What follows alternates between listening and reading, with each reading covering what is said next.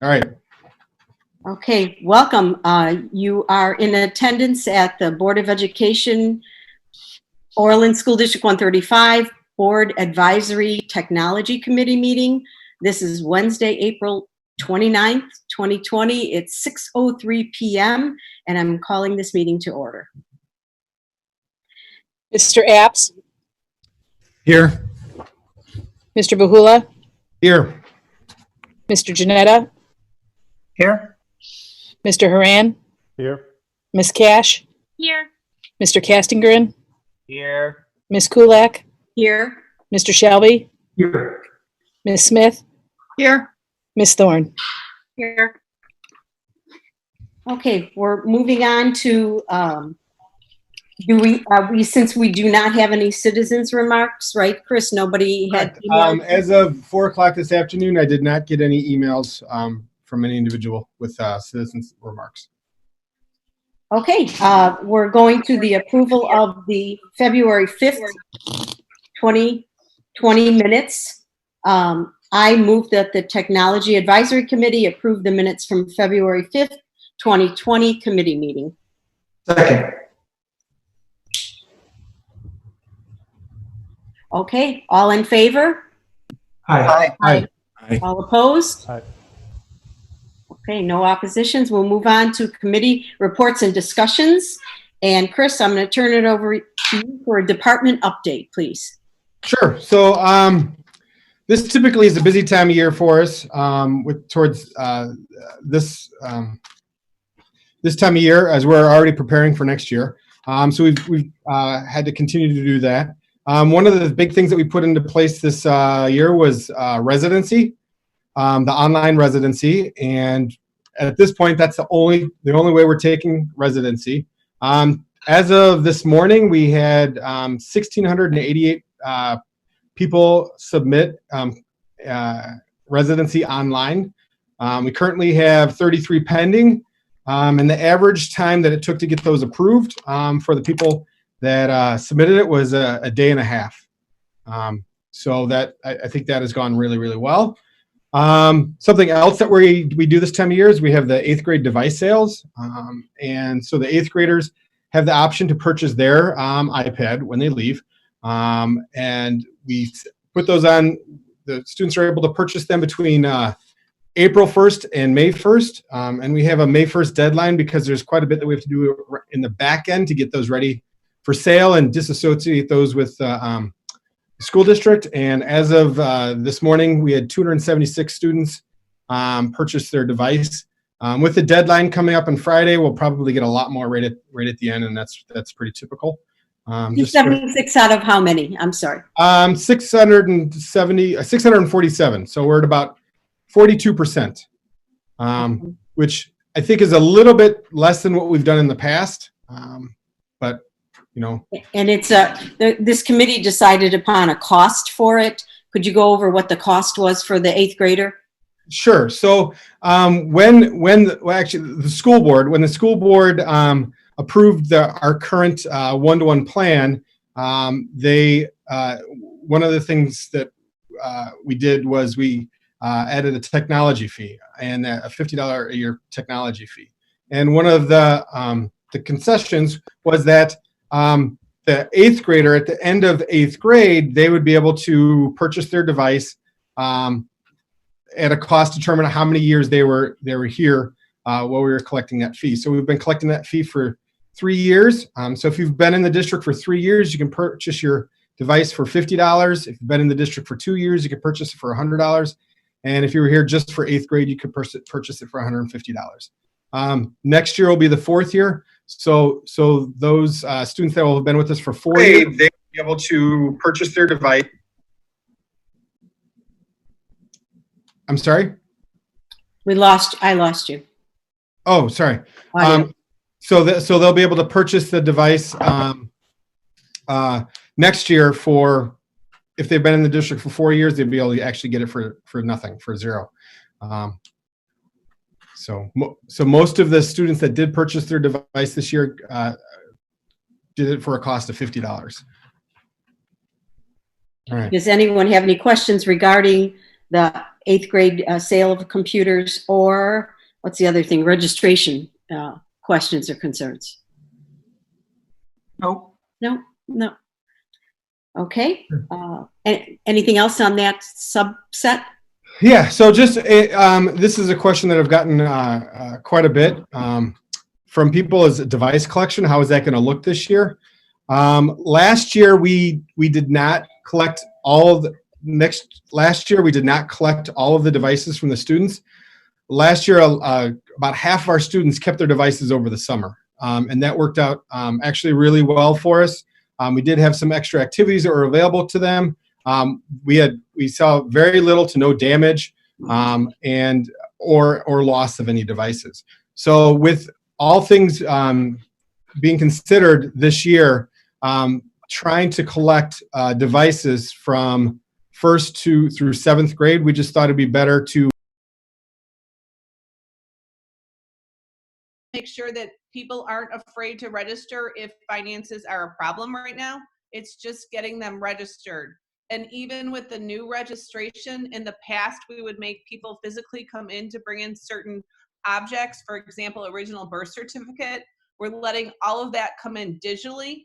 And once we're allowed to have people on property, then we will go back and get those original copies. Great, thank you. Oh, thanks for that information. And inclusive also of affidavits and leases. So we are treating everyone like re-registration. And I will be checking in with the principals this week just to see how that's going with those personal phone calls. So the principal, the secretaries at each school are calling all of the students. Yes, yes. And they're really trying to stress that for staffing purposes, we need to have firm bodies in seats so we can project with staffing needs. Great. And then if needed, they're using translators as well. Excellent. So I have another question for you, Chris. Yes. Are there any iPads other than potentially what the eighth graders have that would be getting old enough that you'd be looking to dispose of them, or is that not an issue this year? No, there are some iPads that are also that we will be taking out of service. They're the iPads that our fourth graders have, and those are actually on their their fifth year of use, and so that's longer than we typically like to use the iPads. But unfortunately, that when we tried to phase it in so that every first grader got a device and every fifth grader got a device, we had to stagger it a little bit, because originally when they purchased the devices, they purchased all of multiple years at a time. So we had to stagger it so we could just get replace devices in 2 years. So this is the last year that we'll be having students with iPads with just one, iPads that go 5 years long. And I'm assuming you're going to have to make some kind of plan to get those iPads back at the start of next year, and then give them the fresh ones at the start of the school year. Yes. So that is something that is something that we're looking into, and how we get that swap. And I think it'll depend a lot on how supply pickup goes this year. Whatever we learn from supply pickup this year will kind of help us with planning that process if we don't have in-person school.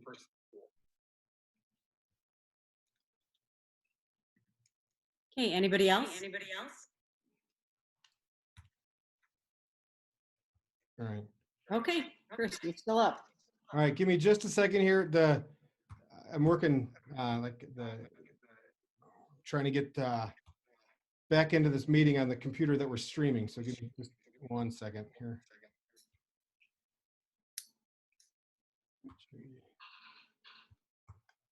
Again, this has gone smoothly for the past couple board meetings.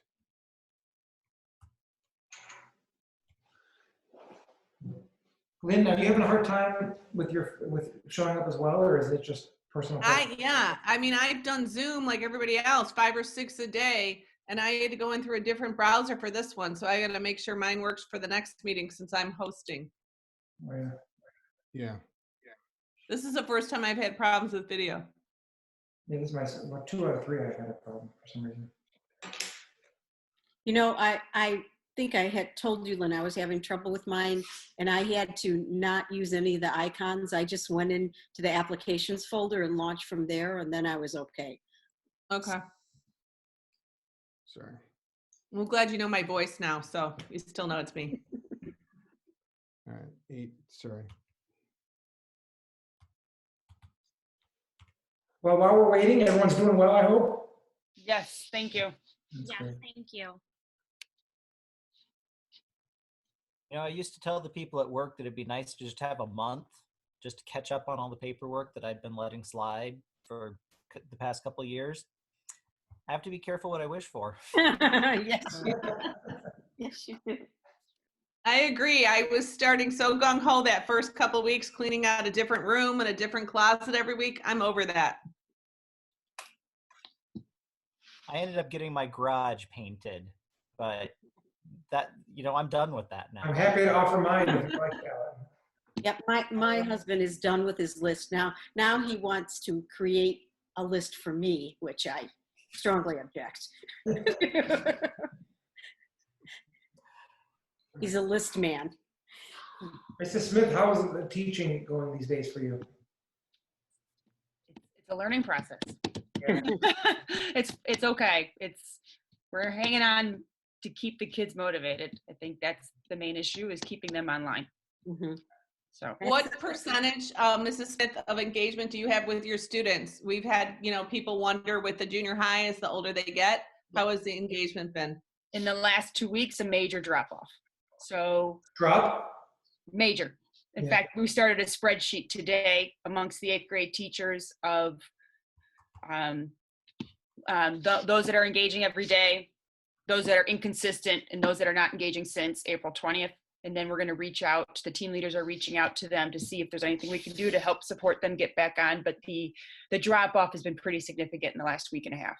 We have high school teachers in our neighborhood, and they're reporting single-digit percentages of their students are engaged. And even with, my daughters are in every day unless yesterday they were sick. But the challenge that I know we even have with them is they know nothing counts. They know that none of the grades count. You can't go down, and so it's a real demotivator when you know that what you're doing isn't really contributing towards. If you already got all good grades, why are you continuing to do it? So it's an odd situation we're in with the e-learning not really counting as real school. I think that's the problem with the high school for sure. I think my 8th grader's been pretty engaged, I would say, but my high schooler, he doesn't care. He's not putting in the effort. What grade, Jim? Junior? He's a sophomore. But And the kids are smart enough. We had a parent who called and her kid recited what the governor said in his executive order and said just what you said. Yeah. We are on from our department weekly webinars with curriculum directors in about 30 different districts, and everybody's reporting the same thing, and everybody was just trying to brainstorm today for some creative ideas to keep them engaged. Yeah. See, this is I why was sharing with Mrs. Kulak that in our board meeting that in the Shelby household, they think that they may have to repeat if they don't go on each Well, I tried that one. We discussed it too, guys, and that really put the fear of God in them for at least a day. Yeah. No, we were like 3 weeks strong, to be honest, and then they figured out that their dad's kind of full of crap. So. I think parents are getting creative with motivating their children from home, like, all right, you don't want to do this, you won't do this. Yeah. But it's got to be incredibly difficult, trying to manage, your own job remotely and direct your children. And this goes for everybody involved in the project. We have so many of our teachers that are in the same situations that all of you are, trying to do your job from home and take care of their own children. It's quite a task. Sarah, how about by you guys? At Liberty, Yeah. I would say, our 3rd, 4th, and 5th graders are still really seeking that connection with their teacher and their classmates. So we've got great, pretty strong participation, and we've got good systems in place to reach out to our students, similar to, as Mrs. Smith shared, students that are not active or engaged. We've got a system to reach out to them, to email, to do phone calls, send letters, just to bring them back. But our participation, I think is pretty strong. I think on some of the nicer weather days, we might see some dips, but that, they're playing outside, which is also really important during this whole experience to just enjoy the fresh air. I also think our students are maybe in a routine of waking up earlier. I think at junior high, many of them are still sleeping during those active engagement times. So they're probably doing their activities after the teachers are on during those 9 to 12 times as well. But I'm super proud of our teachers and our students and our parents for just working together to help our students learn and grow and just know that they're loved during this time. That's great. Yeah, it is. When I first started getting on right at 9 to 12, I was only getting a few kids, but boy, 4 o'clock on is when I get the kids that are working. That's when I get stuff at 1 a.m. So they're just not elementary kids. They're doing their work at a complete flip of what the elementary is doing. It's kind of changed the way my day goes. I have a first, third, and sixth grader, and that's the order in which they wake up and start their.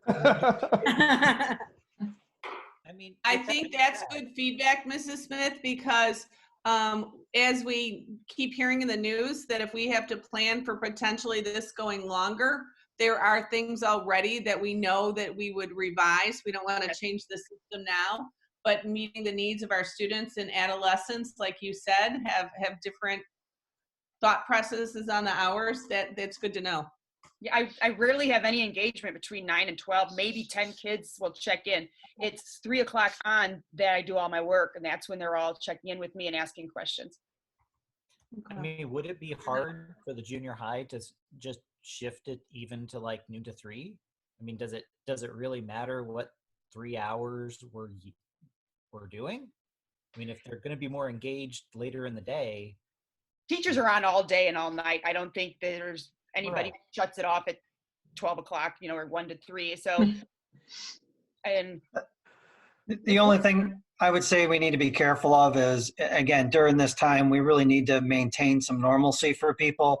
And you let kids sleep until 11, 12 o'clock. They're probably, I mean, I get your point, Alan, that if they're going to be engaged more in the afternoon, do it in the afternoon. I don't know if I would shift it that late, though. Maybe not have it at 9 a.m., maybe move it back a little bit. But the more you can keep them in a routine and keep this being normal, it'll feel like this is, it's not going to feel the way it could if they're like on summer break where they're sleeping till noon every day. No, and I think that's a fair point. I think my point would just be, if it makes sense to shift it later, it seems like a pretty low cost thing to do if it gets better engagement. Well, something Or even to certainly flex it. consider for the future, Mm-hmm. Or even to flex it where, like you say, if the teachers are going to be on longer, maybe some kids are 9 to noon, maybe some are 10 to 1, and they're checking in throughout the day. I mean, it may just be better to give the kids a little bit more flexibility. And to be honest with you, if they're getting the work done, then that's a win. I mean, right now, when you're fighting for engagement. And that's why I respond at 9 at night. Hey, oh, they're on. You get that prize. I got something, Absolutely. It might also give parents some flexibility too, because some of our kids log on when their parents are done working. So kind of what you said, if we were able to do some flexibility, it might help ease the parents as well. I just about got it here. Sorry about the. Definitely all things to think about for the fall if the big if factor happens. Definitely. And I think acknowledging that, Sarah, because we get so many parents, just like you said, we can't assume everyone has the accessibility. When people have said, why haven't we had live instruction? Not everyone can do that at 9 o'clock because they're with a grandparent or an older sibling or a caregiver. And so we have to have a lot of different options between live and recorded instruction.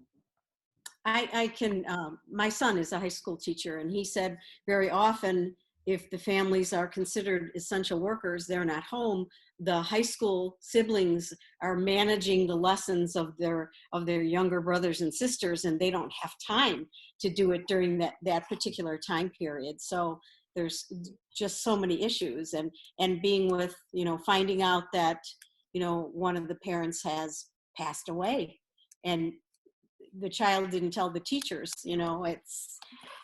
pretty sad. But, and they're trying to juggle all of that. It's very, very painful and difficult.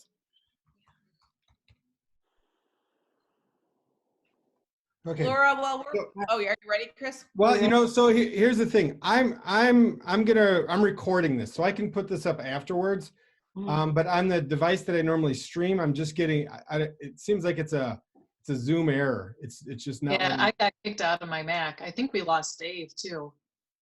Lost Jen Nichols too, who was trying to watch it. Yeah, I'm back now. Yeah. Yeah. And so, just if you get kicked out, I even tried changing the password. So it's tech135 with the capital T. But I don't know that we'll be. I don't want to waste this whole meeting trying to get this stream to go. You're recording it, and then I'll post that on That'll be fine. Yeah. That's just fine. All right. Let's move forward then. Yeah. So I mean, the next agenda item I think was just e-learning. I think we're doing that. Yeah, so it seemed like we did that pretty well. The few things I just wanted to point out, the tech side, what the department's been doing. So typically our 3rd through 8th grade students take the devices home, and the others, 1st and 2nd, are here at school. They're 1-to-1, but they stay at school, and then kindergarten is shared devices. So right when we kind of learned that this was a possibility, we sent the tech team out, and they undid all of the carts, took all the cords out, and sent the iPads home with the 1st and 2nd graders along with cords. I did directly email every parent with just some information, and then also the students' credentials in case they got kicked out of anything. We also then were very quickly aware that there were some kindergarten students that didn't have access to devices at home, as well as EC. And although kindergartners aren't doing a lot of apps on the device, we wanted to make sure they could still communicate with the rest of the class. So at that point, we reached out we kind of shared a link with all of our teachers to share with parents if they had kids that didn't have devices, and we had probably about 50 kindergarten families that needed a device that we kind of readied for them, and then either dropped off at their house or had them pick up. Same thing with EC. We did have a number of students that needed hotspots, and so kind of the same thing as we're trying to reach out to those students that haven't been checking in. One of the issues was hotspots. And fortunately, we did have enough to carry us through the first couple of weeks. We're down to where we've got like maybe one left. We've got some more in order, and they're on back order. They were supposed to be here 3 weeks ago. They said they were supposed to be here in about 3 weeks. So hopefully they'll be here anytime. But and then of course we've been running the help desk phone. That's been kind of running. We've been getting a lot of help desk phone calls directly here supporting parents and teachers. And at any given time, there's still 3 people in our office, although we're all kind of separate, to answer that help desk, and then be able to be here because we've still had a couple people that have dropped their iPad and needed that fixed. So we're working.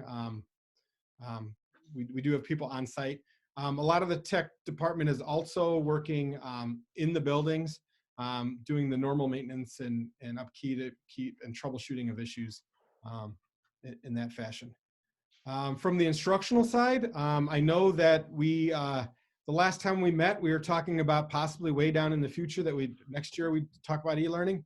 But it really was a joint effort with the teachers, teaching and learning, the tech department, really the administrators, really everything. Just because if you were just at home, you probably didn't know how quick this came together. It really came together from a thought to being live to the parents in probably about a day and a half. Wednesday, we started discussing how the framework should be set up. The tech department started building that kind of giant hyperdoc. At the same time, we were meeting with the union and the administrators, teaching and learning, trying to figure out what the best system would be. And that was Wednesday. And by Thursday morning, administrators were talking to teachers. Teachers We're adding content for that first day, and it went live to parents on that Thursday. So it really was an immense effort on everybody's part, and I think we did a great job. I think it's not perfect, and so one of the things that we are doing now is kind of collecting information. I know this is going to probably be a topic on teaching and learning as well, to kind of really go back and see what worked well and what didn't. And just from our conversation, you can tell that there's a lot, so plenty of things to work on. We did add a couple additional apps. Zoom was the probably the most notable one. We did get offers for free subscriptions to just about any software platform that's out there. But we were very cautious about adding extra platforms. We know that in the best scenario, when we introduce new software, we have teachers that struggle with it, we have parents that struggle with it, we have students that struggle with it, and that's when they're on site and have time for training. And we just didn't have the capacity to support rolling out a whole bunch of new programs, and we didn't want for it to be a frustration point for our staff. So we were very selective in that. Something else that we did on the instructional side, and this is a big shout out to both Cara McFarland and Michelle Thorne, the instructional coaches. That first day when we started, that first Wednesday, we kind of pulled them back. We kind of pulled them back to district office out of the classrooms and just had them start creating content for teachers, to help teachers, students, and parents navigate, all these platforms that we've had some in our district for 5 years that maybe they didn't have experience with. The other thing, and maybe I'll even let Michelle talk about it a little bit, is that they went on full on like webinar training mode, and it was unbelievable on the positive reviews that I got as a director from their interactions. They reached out to the principals to try to figure out what particular buildings needed, and then held webinars where sometimes 80 teachers were joining and having that two-way interaction conversation, and things that got transferred into the classroom like the very next day. So that's kind of my overview. I know that a lot of people probably this is the topic we want to talk about. I don't know if there's anything that you wanted to share, seeing as you're part of the department, Michelle. No, I mean, same thing. I was just gonna, if anything came up, talk about just exactly what you mentioned and just kind of that initial process from this is a possibility to now we're rolling out to get prepared for our teachers, and the overwhelming response to just the teachers wanting the webinars to kind of get caught up, to get reacquainted with some programs, but more so just that comfort level of knowing that we're moving in all of this together. And I think that was the biggest thing, is them knowing that we were here for them, but then also that teachers were helping each other and sharing ideas. And this was across the whole entire district too, which was just amazing to watch all the resources and everything get shared. Now it's kind of looking at, well, we've moved out of that initial phase of let's get started on the adventure. Now we're kind of moving ahead to where, as instructional coaches, yes, we're still developing tutorials and webinars and hosting professional development online for programs that we normally did in district office with the teachers, but looking at how we can continue to keep those kind of common things that we would do with the teachers and keep implementing that when it comes to co-teaching and design and lesson planning and stuff like that. So I think from that instructional tech coach side, that's where we're looking at moving forward, and how we can kind of keep that normalcy to things that we would still work with the teachers on in the classroom, but now do it virtually. And that's speaking to that, our staff development program this summer is going to be designed along those lines so that our teachers can participate virtually. And I know Lynn's working on that. If you're interested, you can listen to some of the things that are said at the next meeting, which starts at 7:30 tonight. So. And if I could kind of chime in to kind of go along with what Chris and Michelle were saying, I think our e-planning days were a really great opportunity.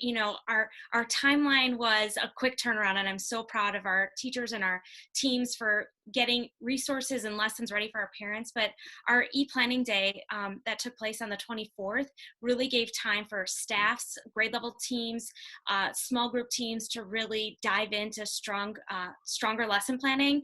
And we even had at Liberty's teacher-led professional development to work on development of videos using Apple Clips creation of Seesaw, choice boards, and Google Slides. So those were an opportunity to just develop our e-learning as teachers as well. So I just wanted to share that, that day was really beneficial. Thank you. Anybody else? Yeah, I just want to, I think it's been an outstanding, very quick turn to get to where we got to. So I think everyone deserves a sincere round of applause for that. I mean, tremendous. But I think the biggest concern that I have is you start listening to the governor saying we're not going back to school until there's a vaccine. You hear vaccine timelines maybe as early as October or first, second quarter next year. I mean, my view is that we need to very quickly transition from e-learning, let's try to get the kids engaged, to avoiding what my daughter calls having the least intelligent freshman class going into Sandburg next year because they've missed out half of 8th grade.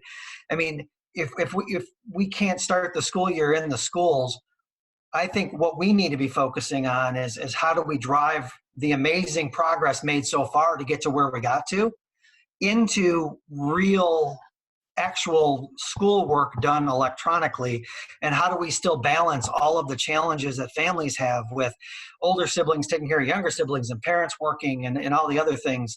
I mean, that's a real mess of a problem, but that's where we need to start unwinding, because that's where our efforts need to go into to make sure that it's not an amazing Herculean effort over whatever Chris said. I think it was a couple of days that this all came together. Well, we got to start looking at August now. I agree. I can speak for teaching and learning. It's a marathon right now, and we are working concurrently on today's plans, tomorrow's plans, and 3 months plans. So we have been actively talking about that and are putting some thought. We have some thoughts down on paper, just not ready to share that. But you're exactly right. So when the teachers are doing their co-planning, we are on webinars with our curriculum directors. Chris is on with the tech directors. Everyone in the district office is on with their corresponding colleagues, and then we are on national and statewide webinars multiple times a week to answer those same questions. And even today we had a potential interview, and for the first time we had to say, and what would you do for virtual e-learning? That's never been a question we've asked in a round one interview. It is now. It's our new reality. Anyone else? I mean, I would agree with the thought that this has really been an amazing effort. I mean, I must admit I've had a little bit of skepticism on the one-to-one technology, and frankly, it saved our bacon on this. So, and not just the fact that the devices were there, but the staff development and the work of the tech department to make this actually work.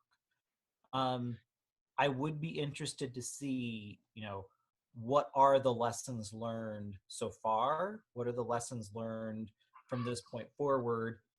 Both from the teachers, the people in the tech department, the parents, and potentially reaching out to some sister districts and figuring out, okay, where are the pain points and what works, what doesn't? How are we going to make this work better? Because, I mean, it's a good point. There's a distinct possibility we're going to be in this same situation in August. And having a thought out plan for how to get that feedback and how to use that to improve the process, I think that's going to be critical, and I'll be interested to see how that works. Good point. I'll definitely add that. I think once asking students May 29th, the last day of school, and to parents to get some sort of survey out, because that would help us plan for the future. I mean, there's this whole idea of parents being partners in education. Well, that's a lot more real now than it typically is. So I think that, figuring out how that's got to work in the future, that's going to be really critical. Yes, and I think, like Dr. Zeter said, we since the very first day we've been communicating with our counterparts at other districts. Last week I met with all the feeder districts of 230, and we kind of discussed what some of kind of in the whole process we've been kind of sharing what's been working, what's not been working. I think we are also looking forward to how can we better support this, and both instructionally and with the technology for whatever scenario happens in August. So. Okay, Chris, I think you have one other thing to show us, don't you? I do, yes. Thank you. All right. All right. And this is a collection of some activities. It was from the district. We'll just kind of share that. But Jennifer Nichols, Ms. Nichols, created this.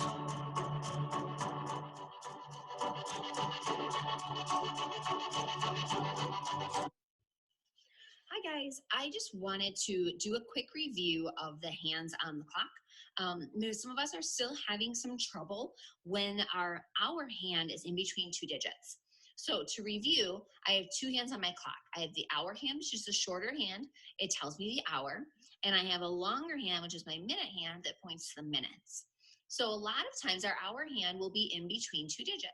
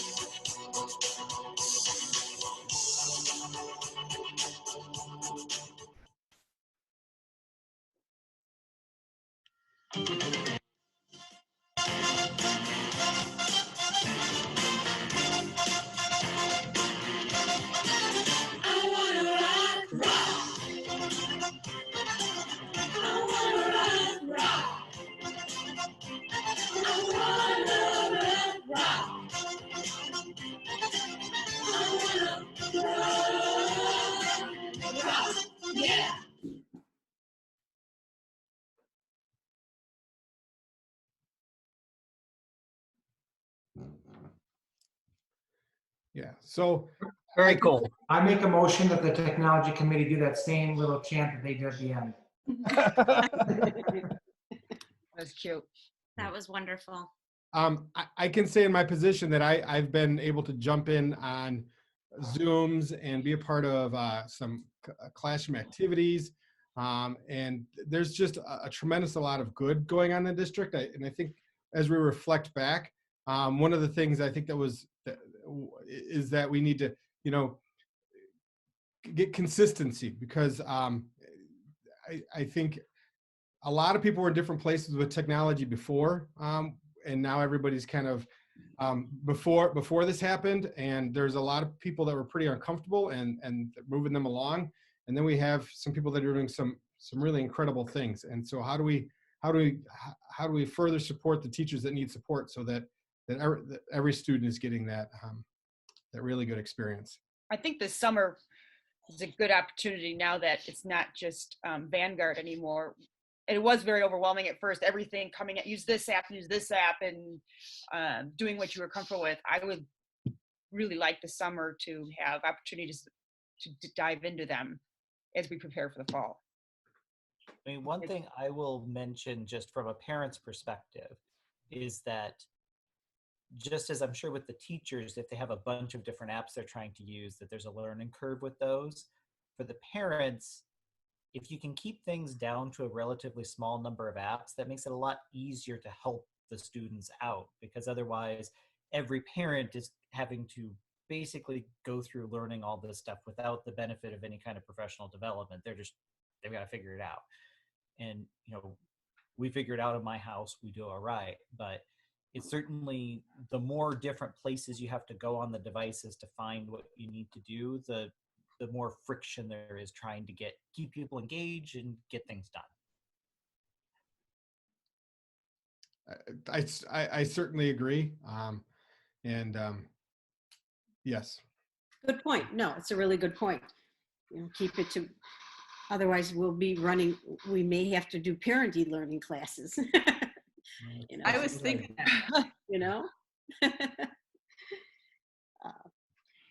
Okay. Thank you, Chris, for that wonderful update. And there any other points of discussion that the committee would like to bring up at this point? I just wanted to share one more thing that I think connects with some of the comments that were made about grading and assignments. The teachers are doing a really awesome job of providing feedback to our students, and that aligns with our standards-based grading. So they are investing that time in personalizing their comments and delivering that feedback to students that they would in the classroom. And of course, that takes a different approach when it is via Seesaw or Google Classroom. But as an administrator watching the way our teachers are interacting with the students, I just wanted to share that feedback piece is still really a vital part of our learning process. Thank you.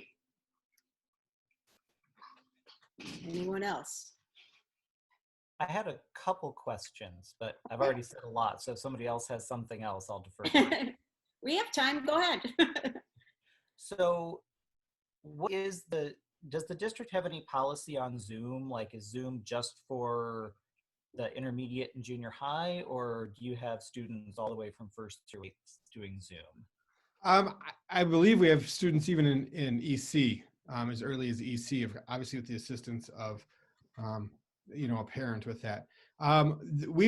When we came out with this, it was an added resource to be able to, an additional tool that teachers could use to connect with their students. There wasn't a requirement that they'd use it at the time. There was a little bit of a learning curve with that, and we did quite a bit of professional development with that. But at this time, it's not a required tool that teachers use. I can tell you that we have used it quite a bit, and I can look up the numbers of hours that have been spent, but it's not something that every teacher is required to use. If I may piggyback off that, we're trying to also be mindful that we're using the words live instruction instead of so product dependent. Mr. Castergren, originally when we started rolling it out too, was also to be in compliance with meeting all of the needs and requirements we still have for anyone who receives special education services, because the federal government is not relinquishing any of the obligations on our end towards the student services. So a lot of that was very helpful also in the beginning to set up meetings. I'd say each school has probably held 30 IEP meetings by now, if not more. So we were working on that, and then now working on it, encouraging it strongly that they do have live instruction somewhere during their week. And also, Lynn, aren't they doing some interventions with? Yes, with they are tools? still doing that. They're doing small group. So for example, if a student received speech services and it was in a group of 4, they had to get passive consent from parents that they could now have their child on a Zoom lesson, where now a parent of another child could potentially see what services are being utilized towards their student. So there was a lot of that background, the security and privacy for that as well. Well, and I think for the small groups in particular, something like Zoom can be really effective for that. When you get to big groups, it gets a lot harder. But, I think it is a really good thing for the students. And especially, I'm glad you asked about the primary, because they're not teaching like that when they're in a classroom setting. They're using primarily small group instruction. So they started with it, even just social check-in, their show and tell time, their social circle time, and now they're using it, but in small bits and pieces. A couple of those clips, knowing those teachers, were first grade clips. We had one teacher who set a Zoom for 8 o'clock or maybe 8:30 at night, and she had all her students get in their pajamas and she read to them a story out loud. So that was really cool and really creative, and the kids loved it, as you can imagine. That's great. Awesome.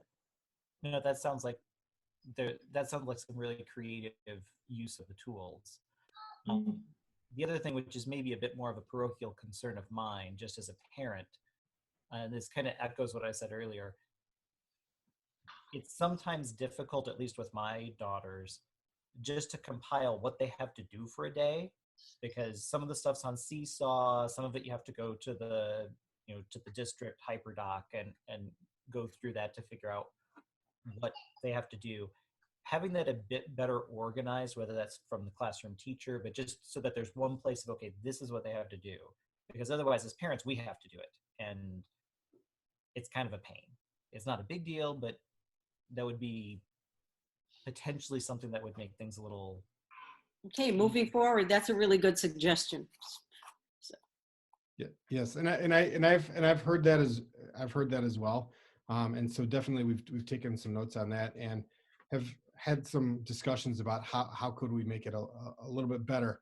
One of the things that we wanted to make sure was that everybody could access what they were supposed to do without logging into anything.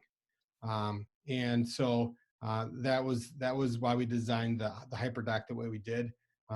It's just, but definitely we've taken some notes. We didn't want to change it at this point, but definitely moving forward after this experience, that it will probably look different to make it a little bit easier. And I think there are a lot of ways to do it. Just having it be consistent would be nice.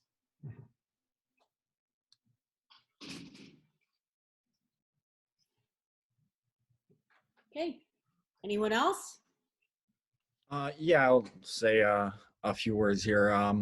I don't want to reiterate too much of what I said during my public comments at the special board meeting when this all started taking place. At that point, we were talking about just preparing for this to extend beyond spring break, and obviously now here we are.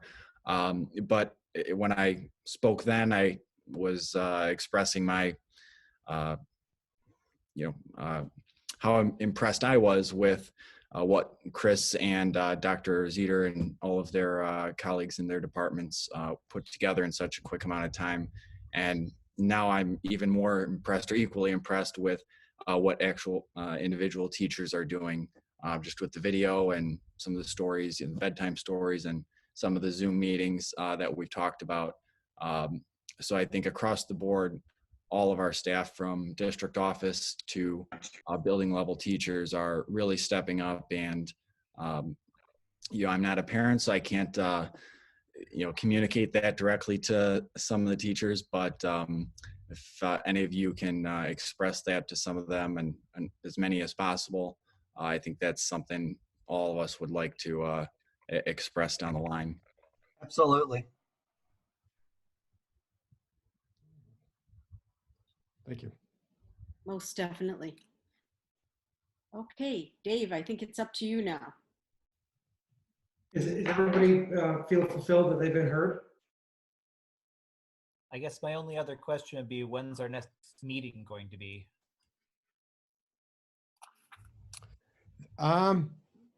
That's a great question. Let's see. Looking ahead, a month from now, let me just pull up the The calendar. board meeting is May 11th, the next May meeting. The last day of school, if I may interject, is May 29th. And I know we had originally set them on a certain schedule, but maybe as we're nearing the end, the feedback that you've given us to move forward was very insightful. Perhaps I'm just making a recommendation. I'm not officially on the committee, but I can't help myself. Maybe a recommendation is that it's later towards that end when we're done with the marathon of virtual e-learning. That'd be all right with everybody?